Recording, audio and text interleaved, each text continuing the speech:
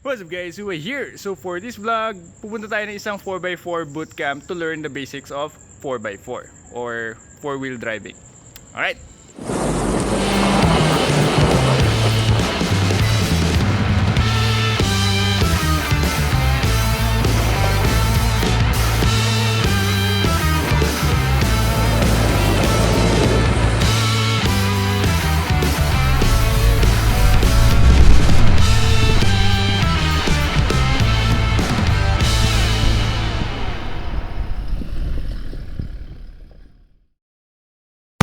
Alright, so actually itong 4x4 bootcamp na to hindi siya public. So sponsored siya ni Nito, YHI. Wala siyang post dun sa page ni Nito Tire Philippines. So actually semi-private siya. So mga car clubs lang yung invited. Matagal ko nang gusto sumali or pumunta sa mga ganitong klaseng event or mag-enroll sa ganitong workshop para matutunan yung basics ng 4-wheel driving. So iba yung natututunan mo sa internet dun sa actual na application. So dito sa 4x4 bootcamp na to, theories and actual application. So hands-on ano. So iba yung naririnig mo lang o nakikita mo mula sa internet compared sa actual hands-on ano, yung mismong situation na paggamit ng mga recovery gears mo, yung snatch strap, bow shackles or soft shackles, tapos yung different terrains, driving on different terrains ano. So yun. So syempre kailangan natin sa ating 4x4 bootcamp may sarili tayong recovery gears. So pinaka basic is una-una yun nga yung shovel natin nandun. Sorry guys, makalit yung gamit. Actually yung mga camping gears hindi ko na binababa dyan. Yung mga for example foods lahat sa mga kailangan hugasan. But yun, going back, kailangan natin magdala ng ating snatch strap. Yan. Tapos yung ating mga bow shackles, ito matigas. Soft shackle, ganito yung tsura niyan, yung kulay orange ano. Then gloves para sa rope, hindi tayo magasgasan sa ating kamay ano. So yun lang naman yung pinapadala nila sa basic 4x4 bootcamp na to ano. Pero sa akin yun, nagdala na lang din ng extra shovel. Then of course, meron din tayong recovery gear doon. So yung bracket niyan gawa kay mula kay RMS sa Silang, Cavite. Ayun. Tapos syempre yung mga pagkain natin, drinks, tapos camping chairs. Nagdala din ako ng air compressor para kung sakali baka mamaya doon sa 4x4 bootcamp mag-air down tayo. And then yun, meron tayong, ito bago to, testing natin ngayon, 70 mAh na air compressor. And then yung ating power bank na nandun sa loob. So yan, tara na, baka maliit pa tayo. A few moments later. Alright, so nandito na kami sa Shell Boso-Boso. Hinihintay lang namin yung mga kasama pa namin. So roll out kami ng 6 AM papunta ng Jungle Base. Alright. Alright, so nandito na sila. And rolling na kami papunta ng Jungle Base.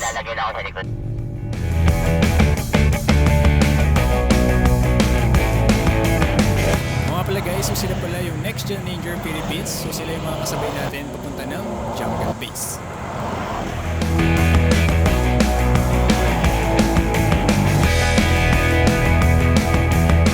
Ang ilang guys, umuulan yata doon ang dilim mo. Mukhang mapapalaban tayo Ang lakas ng ulan. Yung guys, yung bukol sila, umuulan yata doon Guys, yung ina ako. Sige, ingat kayo. So yung papunta ng Jungle Base, same way lang siya papunta ng Campwell River Valley. In fact, bago ka makarating ng Campwell, madadaanan mo yung Jungle Base. Tulad nung makikita nyo doon sa video namin nung nag-day trip kami doon sa Campwell River Valley.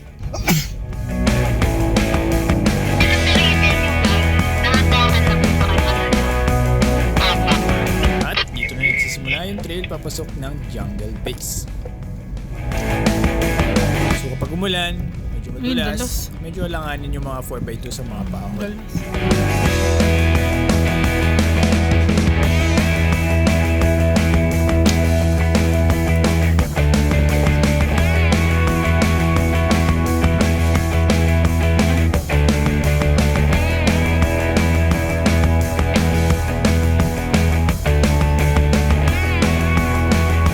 All was going well until this happened.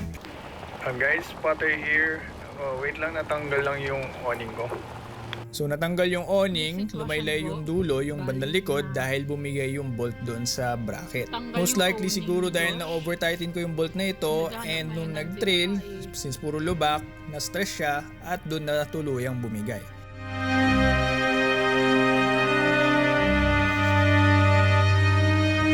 Pero salamat na lang nandiyan yung mga kasama nating NGRP at tinulungan tayong itali yung awning natin para hindi siya lumaylay. So thank you kila Bro JB, Sir June at kila Victoria para sa zip ties at saka mga tali. Once all good, rolling na ulit kami papunta ng Jungle Base.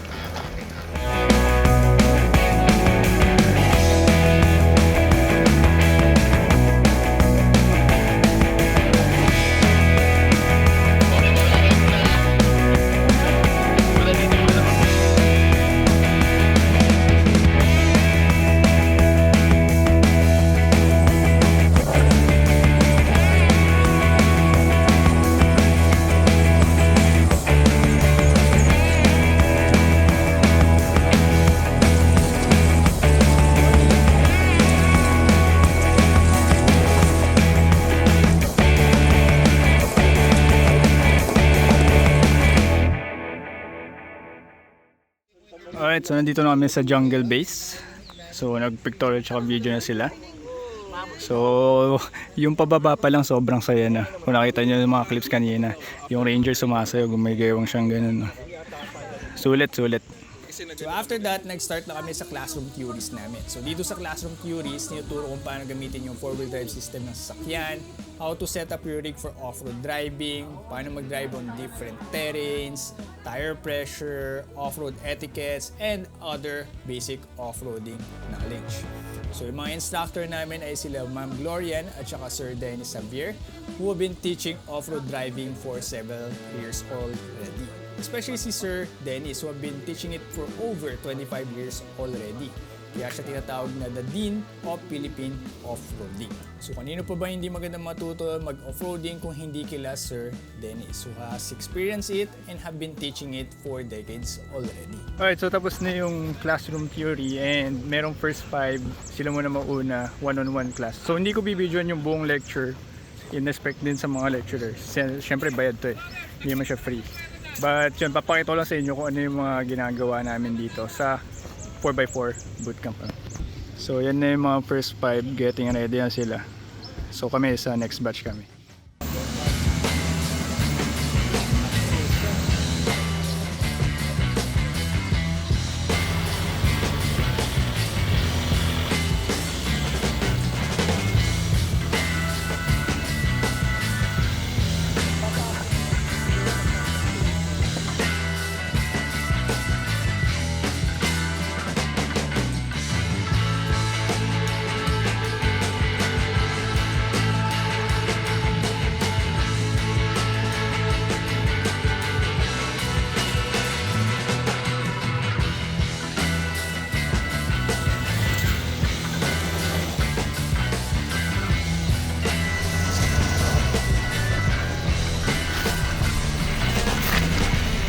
A few moments later.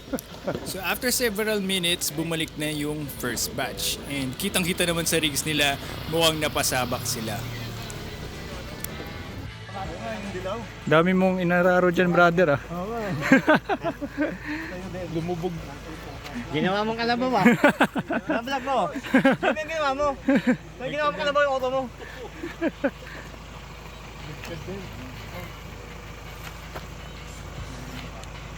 Wala ka alagal ka dito.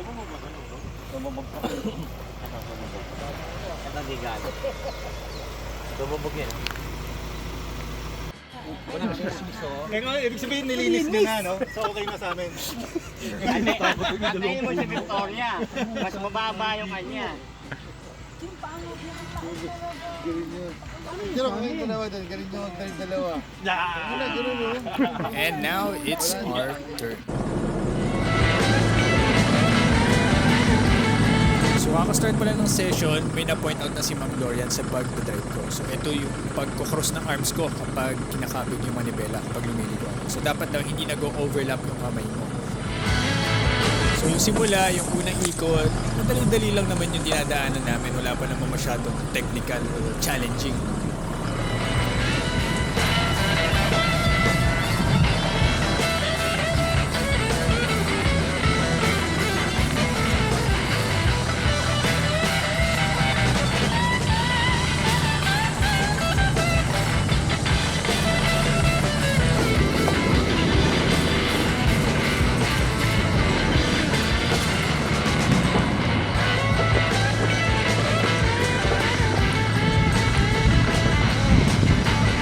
from this point, dito na magsisimula yung challenging part. So ito yung unang river crossing natin. And after ng river crossing, climb agad on loose dirt.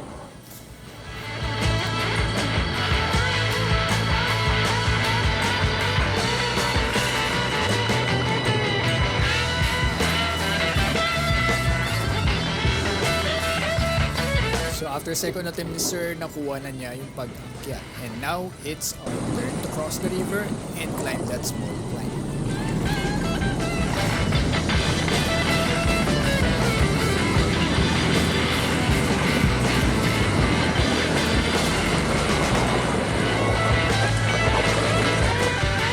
And di rin natin nakuha on our first attempt. So dito nga pala sa 4x4 bootcamp, sinasanay kanila na iwasan mag-excessive wheel spin. So tulad nung kanina, kapag nag-wheel spin na, papahintuin ka na nila. And sinasanay kanila or tinuturo nila sa iyo yung importance ng throttle application, yung tamang throttle application para maiwasan yung excessive wheel spin. Kasi kapag nag-wheel spin, lalo lang nag-uukay yung gulong, wala ka ng traction, mag-uukay lang yung gulong, lalo ka lang mababalahaw. And by the way, yung first attempt pala, wala tayong dip lock. And this time, nag-dip lock tayo and proper throttle application para walang wheel spin and nakaahon tayo.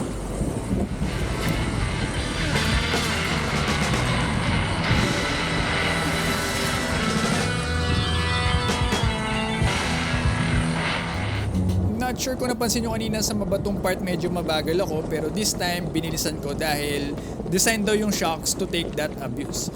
And napansin ko may difference naman kapag mabilis ka, less yung side to side movement mo sa loob ng cabin, unlike doon kapag mabagal ka na talagang mararamdaman mo na malalaki yung mga bumps or yung pagka-rough ng karsada. Anyway, this is our second river crossing. Ito yung medyo malalim na part compared dun sa una kanina. Kung hindi pa siguro lifted si Jairo ngayon, baka yung tubig lagpas na ng stepboard. Pero sa case na to, below pa siya ng stepboard. Ano? Siguro mga below half lang nung wheels or nung mags. Ano?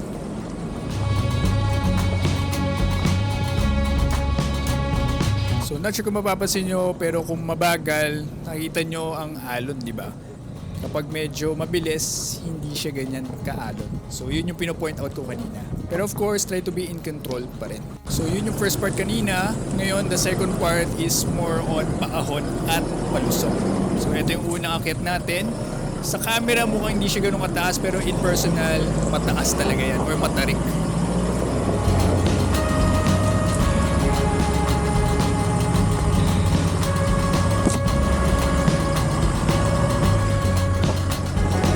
Then, eto na tayo sa V-slope. Para sa akin, eto yung pinaka-challenging at pinaka-nakakakaba.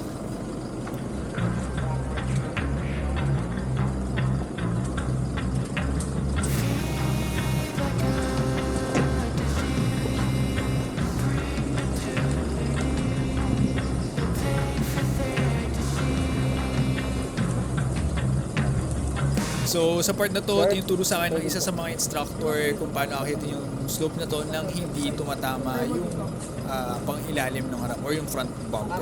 Kasi sa tingin ko dito tumama sila JB kanina.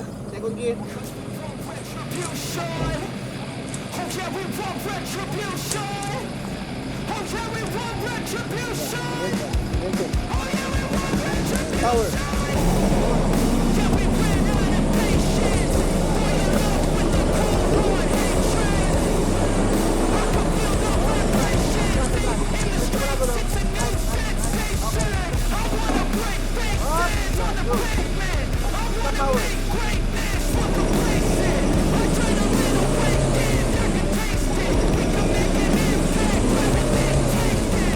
And naka-out rin sa wakas. So actually, on the third attempt ko siya nakuha and naka-dip lock ulit kami sa hulihan.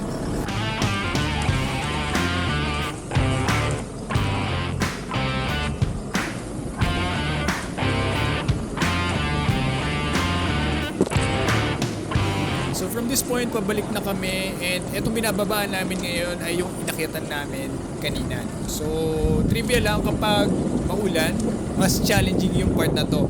Kasi yung baba, mamaya yung medyo maputik na part, mud pit siya. So kapag ulan, napupuno ng tubig yon, sobrang putik, may nababalaw sa part na to. Ito mismo part na to. Pero luckily, hindi ganun kalakas yung ulan and hindi siya mud pit ngayon. So yeah, tapos na yung ikot namin. It's time for the evaluation after a short break. Ano, naka-ARB na to eh. Ano, Hilux na. Hilux na. Pero bago yun, tignan muna natin yung mga damages. Kakayo rin.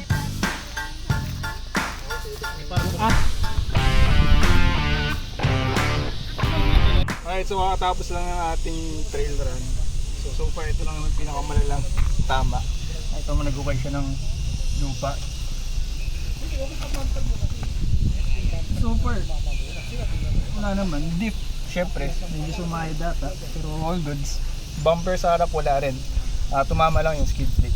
So far, yun na naman. Wala namang major issues. So mamaya assessment naman.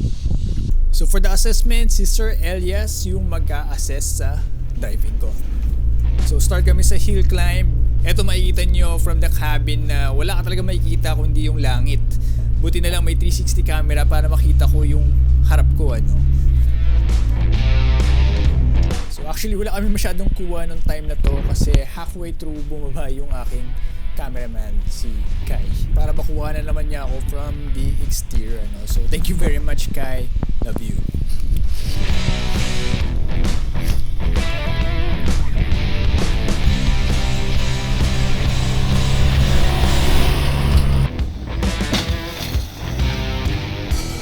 So natapos yung assessment, wala namang comment si Sir Elias, we're pretty good.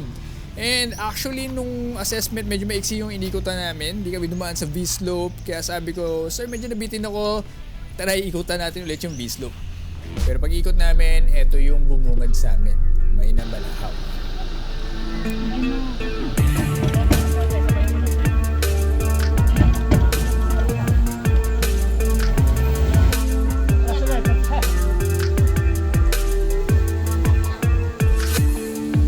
Kanon mo pa, Sal. Kanon mo pa.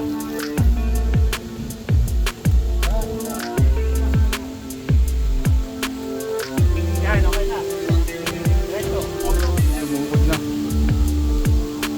Reto, nasan? Nakapatong yung hit eh. Kaya nga eh. Pa, sa Okay, pa. kaliwa. Agad. Kaliwa, agad.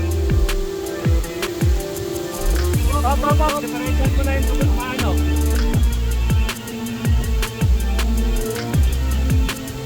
Diba?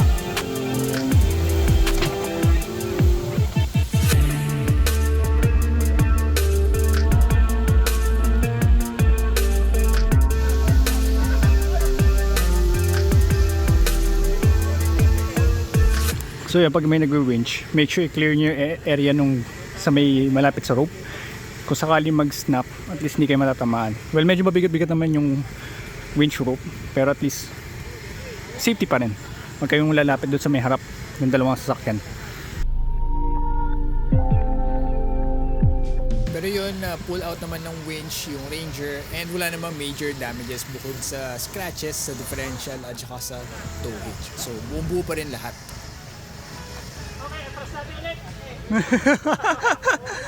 Anyway, back to our V-slope action. So here's a perspective from the inside of the V-slope area.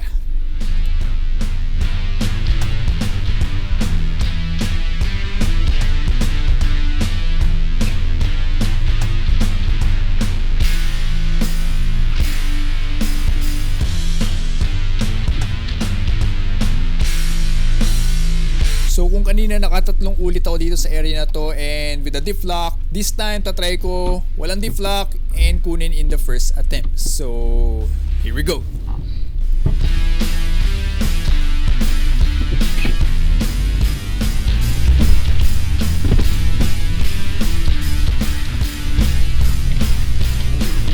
And successfully nakuha ko in one attempt. So proper throttle application lang, tamang buwelo, and steering wheel left and right para makagain ng traction.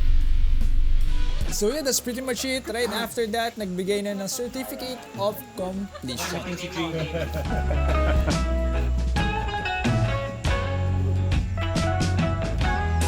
And And aside sa certificate, meron din pag-giveaway si Nito. So thank you very much Nito Tire Philippines and YHI. And after that, naglaro lang ako ng kaunti bago kami umalis.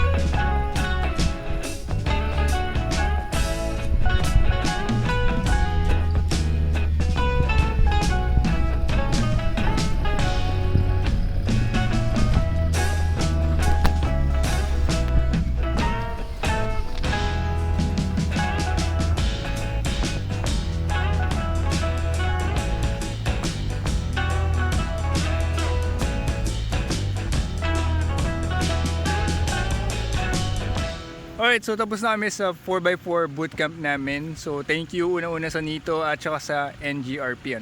So ayun, ang remarks lang naman ng mga instructor yung sa paggalaw ng kamay, yung hand position, so yung pagliko-liko. So bawal daw dapat yung crossing. So doon ako na merit, and then saka yung sa position ng thumb. So pag nag-offroading, laging ilagay nyo sa labas. Or kahit basta wag sa loob ng steering wheel, kasi pag for example tumukod sa bato or biglang tumama sa bato, mag-jerk yung steering wheel, so pwedeng ma-damage or ma-injure yung inyong thumb kahit may power steering pa rin kayo, so make sure dapat yung thumb lagi nasa labas, saka yun nga yung kamay. So for example, isipin nyo yung right arm ko ganito rin dito sa kabila pa ganun, tapos yung left pa ganun, so sasambutin nyo yung kabilang kamay nyo, so ganun lang yung sa steering. Yun lang yung na-merit sa akin ng mga instructor. But yun, so far we're all good. Wala naman ibang remarks, and we learned a lot for this from this 4x4 bootcamp. So I would highly suggest na magganto rin kayo. So be educated from professional na off-roaders, mga instructor, para familiarize kayo. Tsaka meron din yung mga tinuturo yung mga off-roading etiquettes. So tulad ng isa, share ko lang yung isang sinabi. So for example, tulad niyan yung ilog. So bawal ka mag-drive along the edges tapos mag-splash ka. So tag dito, against dun yung mga environmentalists, kasi for example, paano kung may mga tirahan ng mga isda dyan or any other species, masisira mo yung mga itlog and whatnot, yung mga offspring.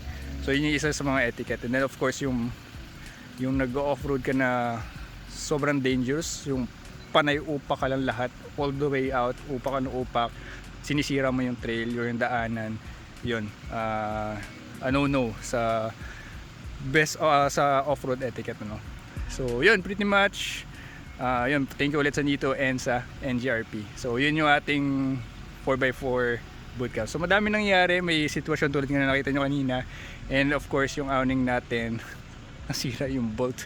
So buti nandyan sila Sir JB, sila Sir John, sila Victoria, the rest of the NGRP, para tulungan tayo sa ating awning.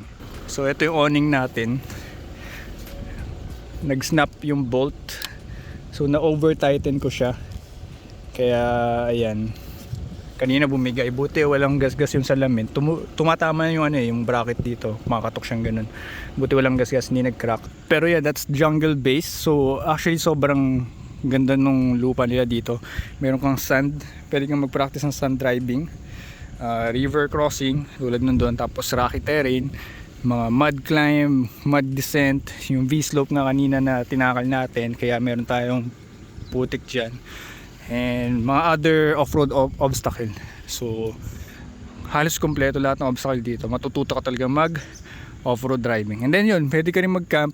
Hindi lang kami nag-camp ngayon kasi daming ginagawa, pero maganda rin yung spot dito, parang sa Campbell din river, pero ito more on sandy part, unlike with the Campbell na medyo malalaki pa yung mga bato sa buhangin, So yeah, that's pretty much it. So thank you ulit, thanks for watching, thank you for tuning in up to the end of this video.